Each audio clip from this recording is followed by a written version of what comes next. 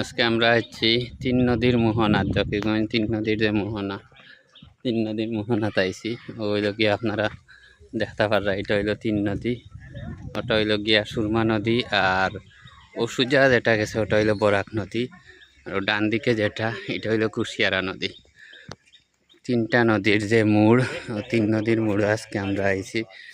তিন নদীর মোহনা যেটা অনেকে দেখতে চাইন, আইতা পারেন না, ইয়া দেখতে পারেন। খুব সুন্দর একটা জায়গা দেখার মতো। এখন পানির সিজনের লাগি পানিটা একটু বেশি আছে, অনেকে এইখানে আইয়া দেখেন।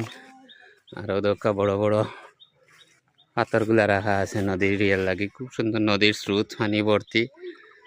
ওটা হইল গিয়া আমরা সুরমা নদী, আর সুজা যেটা গেছে ওটা হইল বরাক নদী। ডান পাশে আছে কুশিয়ারা নদী। খুব সুন্দর একটা এলাকা এরিয়া। আরও দহকা বর্ডার গার্ড বাংলাদেশ, তার অফিস আছে এইখানে।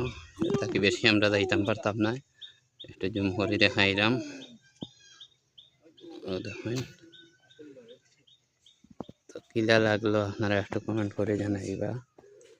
আর ও দহকা এদিকে হইলে আমরা বাংলাদেশ।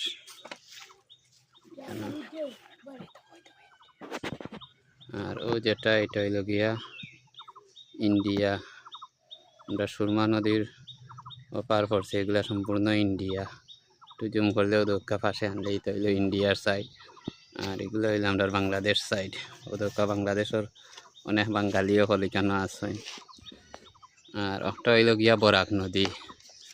বরাক নদীটার ঠিক ওভারে একটা বিল্ডিং দেখা যায় অনেক দূরে, আমি জুম করেই দেখাইলাম বরাক নদীর পারও। আর ডাইন দিকে যেটা আছে এটা ফার্স্টেও কইছি কুশিয়ারা নদী। ও হইল কি আমরা বিজিবির ক্যাম্প।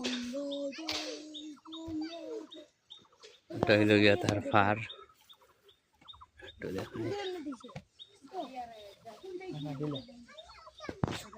আচ্ছা, অত সময় যে আমি দেখাইলাম, আমারে আপনারা একটু দেখতে পারেন।